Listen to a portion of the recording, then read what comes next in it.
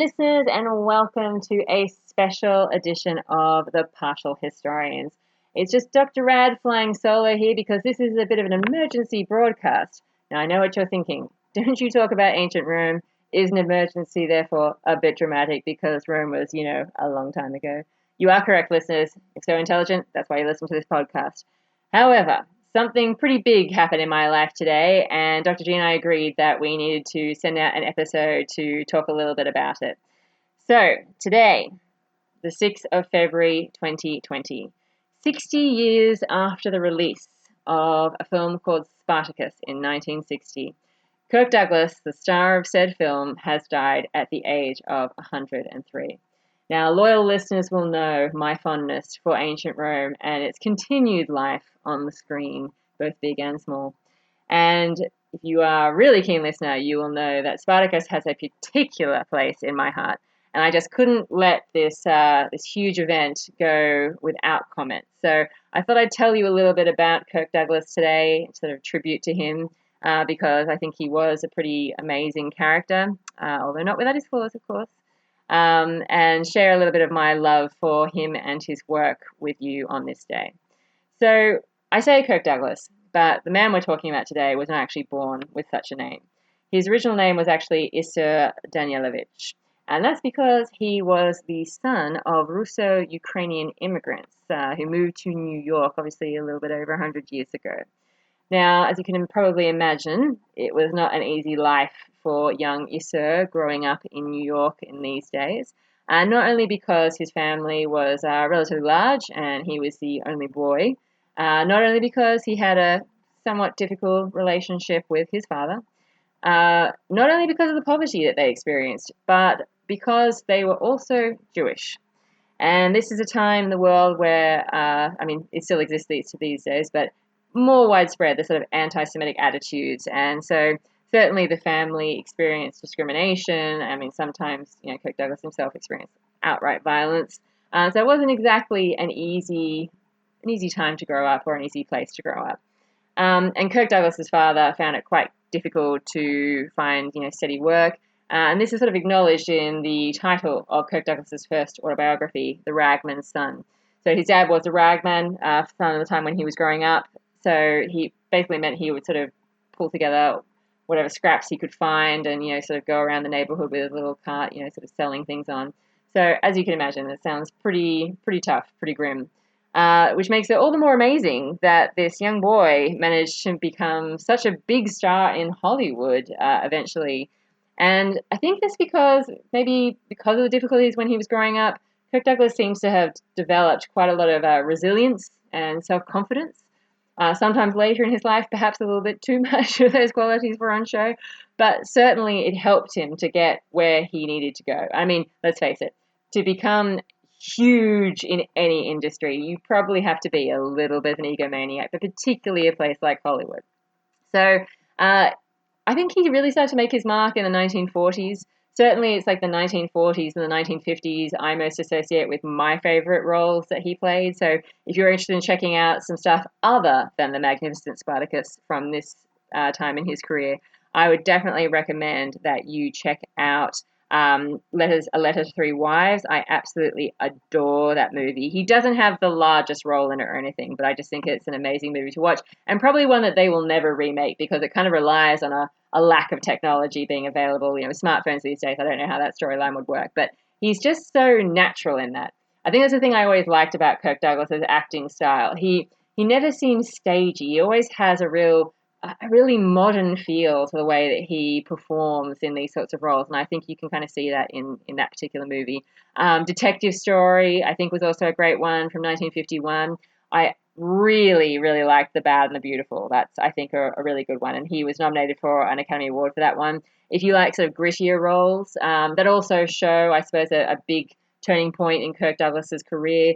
In the 1940s, when he was making it, he was offered a part in a big MGM movie called The Great Sinner. It's going to be, a big extravaganza, star-studded cast, the whole lot. But instead of doing that, Kirk Douglas took a big risk against the advice of his agent at the time and decided to go for an independent film that was quite low budget called The Champion, about a boxer. And that film is definitely seen as one of, I think, his best acting performances. That was actually his first Academy Award nomination. And then if we sort of fast forward a little bit, you could also see a movie called Paths of Glory, which I think is actually available on some streaming services these days. Paths of Glory is a really powerful film. I mean, definitely, I think, one of the best war movies I've ever seen. And I'm not actually really into war movies, but I think that movie is an amazing story with a really powerful performance from Kirk Douglas.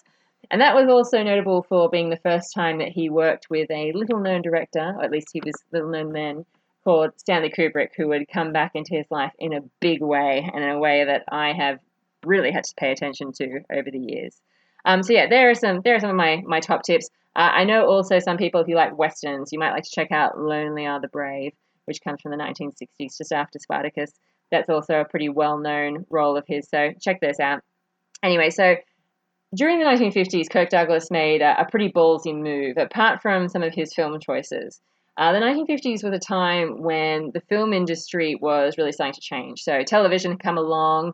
There'd been a Supreme Court ruling against the studios having quite the monopoly that they used to have in the late 1940s.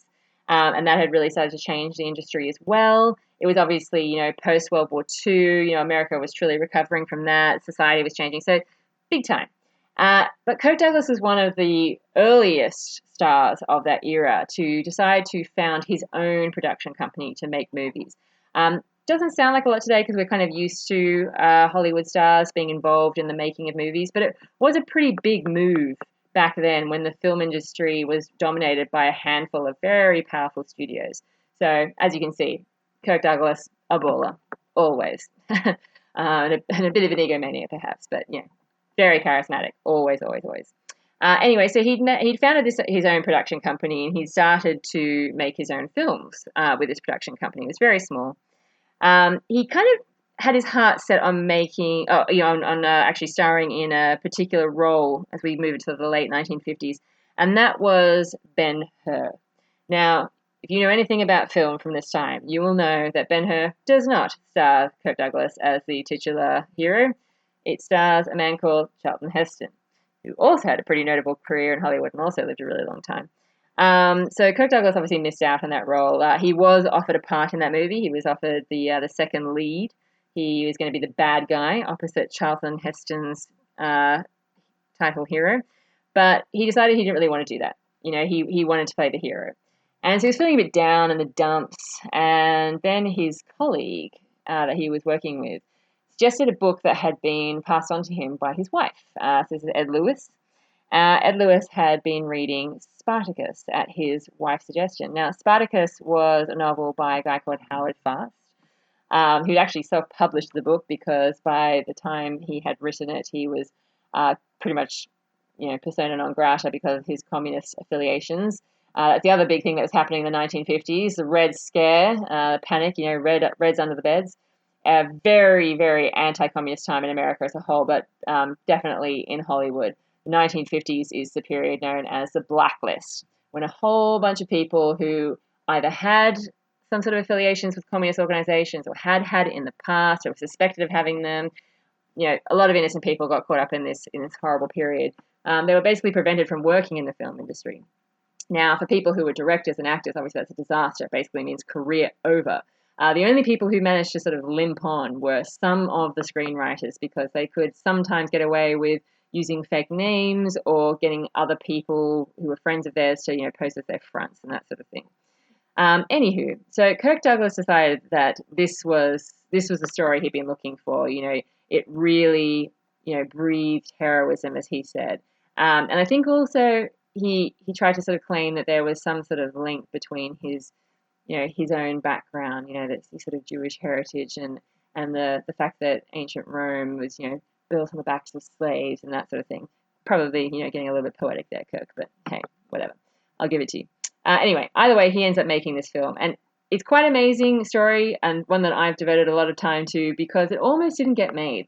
As tends to oddly be happen in Hollywood, is someone else has the same idea at the exact same time as you. So whilst Kirk Douglas was getting all excited with Ed Lewis about making Spartacus, there was another film about this gladiator who had rebelled against Rome in the late Republic and enjoyed some success. That was on the cards with Yul Brynner and his fledgling production company. Now, Yul Brynner also was a pretty big deal at this time period. You know, he'd made some of the biblical epics that I spent my childhood watching, and he was also in movies like The King and I mean, who could forget? And so he was really interested in making a film based on the novel The Gladiators, which is also about the rebellion. And for a while, these films were really neck and neck. You know, one would pull ahead slightly in terms of, you know, getting the production along the way, and then the other one would pull ahead. And really, I think the thing that sets this apart is actually Kirk Douglas. I mean, obviously, a lot of people are working on both projects, and certainly there are a lot of external factors to consider, which I don't have the time to go into here. But Kirk Douglas's determination and his sort of workaholic attitude at this point in time, I think, is really a big factor in the fact that his film ended up getting made. I feel like Yul Brynner sort of pulled back a little bit, or would, you know, sort of go on to other projects in the meantime. Maybe he was hoping to sort of wait it out and see what happened. But definitely, I think Kirk Douglas's determination deserves a lot of credit. You know, this is where his ego comes in handy. I have a theory, listeners, and that is if you ever wanted to get Kirk Douglas to do anything, you just tried to tell him that he couldn't do it, and he would do it. I mean, we're talking about a guy that, you know, basically had to retrain himself to, you know, walk and talk again after having a stroke, surviving a helicopter crash, all that sort of thing. This is a guy who you don't want to tell him he can't do something. So anyway, basically, it really was a race to see who could get their film to the screen first, you know, who could get it into production first. And this was pretty key in terms of shaping the eventual film that we see when we watch this movie nowadays. In that, one of the things that Kirk Douglas really wanted to do was he wanted to have, you know, a stellar cast. So for his Roman characters, he had his heart set on particular people like Laurence Olivier, Charles Laughton, Peter Ustinov, who big names, big name British actors at that point in time. And in order to entice them over to his project, he really needed to have a good script, obviously. It's something they'd be interested in. And so in order to, and this was not an easy task in itself. I mean, they had originally asked Howard Fast, the guy who'd written the novel, you know, obviously seemed like a logical choice, I suppose, and he also was keen to have a go. They got him to write a script and see how that turned out. Now, they weren't thrilled with the outcome. So, unbeknownst to Fast, they also started turning to a guy who was blacklisted, who had been a screenwriter, very well known, called Dalton Trumbo. Dalton Trumbo is perhaps a little bit more of a recognizable name than he was when I first wrote my thesis because of the movie about him, Bryan Cranston. Definitely check it out. Very interesting film. But Dalton Trumbo had been on the blacklist for ages, you know, just as long as Howard Fast, really. But he'd managed to keep going and work in the screen industry secretly all this time. So Dalton Trumbo was interested. He started pumping out scripts. Kirk Douglas managed to get the British actors on board. Bing, bada, boom. Seems like he's got a movie, right? The only thing is, because Kirk Douglas was already, you know, obviously attached to the project, there was no question about that. They didn't really focus terribly much on the slave side of the story because they knew that he was a sure thing. And then when they started filming, they ran into just problem after problem. Now, I don't really have time to go into that now. If you want to hear more about that, you can check out our past episode on Spartacus. But essentially, it wasn't an easy production process. A big part of that, I think, being the fact that they had all these larger-than-life personalities, and a lot of them with just tremendous experience in the film industry, and not just as actors. You know, a lot of their actors were also writers and directors and producers themselves. So I am thinking people like Laurence Olivier here. And then even people who perhaps weren't super experienced, like Stanley Kubrick. I mean, he had a few films under his belt, but he certainly wasn't like a big name or anything. Stanley Kubrick had been brought on to start directing the film after they'd had to fire the first director, you know, mere couple of weeks into shooting. And Stanley Kubrick came on board with a lot of confidence. I mean, he and Kirk Douglas really clashed at certain points during the production of this film, and I think it's because they had a similar character trait. And that is, they both had very big ideas and egos to match. And so they had managed to work together okay on Paths of Glory, although, you know, there were some periods of tension. But Spartacus is really the film that seems to have put the nail in the coffin as far as their cozy relationship was concerned. But certainly during the production itself, I mean, it's not like they hated each other from the beginning. Kirk Douglas really liked his ideas. I mean, that's why he brought him on board. He thought he was going to be new and different and bring a fresh perspective, and he certainly did that. In fact, some of the things I love most about Spartacus were actually thanks to Stanley Kubrick. So I really do like Kirk Douglas's performance in this film. I think that's why it's always stood out for me, particularly in the first half of the movie, where really see a lot of Stanley Kubrick's directing and bringing out the best in Kirk Douglas and the best in the script. So a lot of stuff that happens at the gladiator school during the training scenes, I think it's just magnificent. Great job to both of them. Anywho, it wasn't just them, though. There were lots of characters involved on the set and essentially a lot of ideas flying around. Now, this is where Kirk Douglas perhaps falls down a little bit, in that he wasn't a super experienced producer at this point in time. He was still learning the tricks of the trade, and he was working ridiculously hard during this period in terms of all the different things he had going on in his life and in his work life. And so he seems to have kind of allowed a lot of changes to be made, or a lot of ideas to be explored or introduced that perhaps weren't part of the original vision. And with a blacklisted screenwriter on board, this was kind of tricky because Dalton Trumbo couldn't be seen on the lot. He had to always be contacted, at a distance. Great for me because it means there's a lot of documentation that you can look at now. And you can certainly look at a lot of the script versions. You can see how the story changed. And so, the slave story and Spartacus and his compatriots, like, his love interest for Inia and his sidekick Crixus, they often got overlooked, I think, in the development here. They were trying so hard to knock Yul out that they got that Roman side of the story developed first, and then their vision for what should be the overarching, story, what should be the moral of this film, how Spartacus should be, how his followers should be, that really changed a bit, during the production.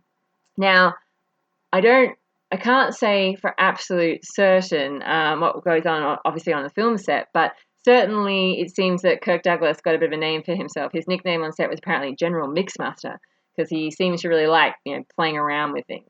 And this was a little bit of a problem. When they put together the first rough cut, not everybody was thrilled, most notably Dalton Trumbo, who Kirk Douglas had smuggled onto the lot to have a look, see what he thought of the film. And so they ended up doing some reshoots to try and sort of balance out the fact that the Roman side of the film was just so much more interesting. So in a way, the eventual film that we get to see is a bit of a mishmash, something that's sort of been taped together, and it's almost as though you've got sort of two films that were shot separately and then pasted together. Not quite, obviously, but that's kind of the feel that you get when you look at exactly how things played out. And of course, some of these, there's been a lot of debate about, some of these reshoots and exactly whether all of them were used and all of that kind of thing. But I mean, the end film, I still think, is very, very powerful. I still love that movie. Obviously, it's why I've dedicated so much of my life to it. And I still write about Spartacus to this day. So Kirk Douglas, thank you. You've had a huge impact. And certainly, I really liked him. I really liked, looking at his memos. And even on paper, his charisma really, really does come through. But he certainly bears a responsibility for the fact that this film was perhaps not all that it could be. Perhaps it could have been something that these days maybe doesn't appear quite as dated to certain people. I'm still a fan, though. However, probably the most notable thing about this movie for most people is that it's known as the film that broke the blacklist. So when Spartacus finally premiered, up on screen for the first time in over a decade, the name of Dalton Trumbo as the screenwriter. Now, that's problematic in its own respect because there were multiple people that wrote for this, but we're not going to go into that now. Dalton Trumbo up on the screen. Now, this wasn't the end of the blacklist by any means, and it also wasn't the first movie in the world to list a blacklisted screenwriter. It's just within America. And certainly, I don't think Kirk Douglas went into this project, nor did any of the other people he was working with. I don't think they went into it thinking that that's what they were going to do. That not only were they going to make a great movie about Spartacus based on this novel that they liked, but they were also going to break the blacklist. But certainly at some point in the production, I think probably quite late in the production, it started to become a thing that Kirk Douglas decided he was going to do. And I don't want to play down the risk. It certainly was a risk. So Kirk Douglas does deserve credit. His production company does deserve credit for taking quite a bold step. Because even with Spartacus out there, even with the seeming approval of the president at the time, JFK, it certainly was something that continued to cause problems for people. The blacklist and its legacy really did tick over into the 1960s. I mean, for some people, really up until 1970, they were still having problems. So certainly that particular film and that moment in Kirk Douglas's life will always stand out as something of particular significance. So there you go. There's a little bit of background about the man we call Kirk Douglas, who lived to be an amazing 103 years old in spite of all the various mishaps he's had in his later years and health problems. A truly fascinating, charismatic, egomaniac, inspiring, frustrating general mixmaster of a person. I pay so much tribute to you. My little heart breaks that I never got to talk to you after spending 20 years of my life working on this movie that you made. So I pay tribute to you. My sympathies go out to your family, and I hope that you listeners will be inspired to go and check out some of his back catalogue in his memory today. And of course, I feel it would be remiss of me to end this podcast without mentioning a line that, although Kirk Douglas never says it in any of his movies, it is perhaps most associated with him. And that is, of course, I'm Spartacus, I'm Spartacus, I'm Spartacus, I'm Spartacus, I'm Spartacus, I'm Spartacus.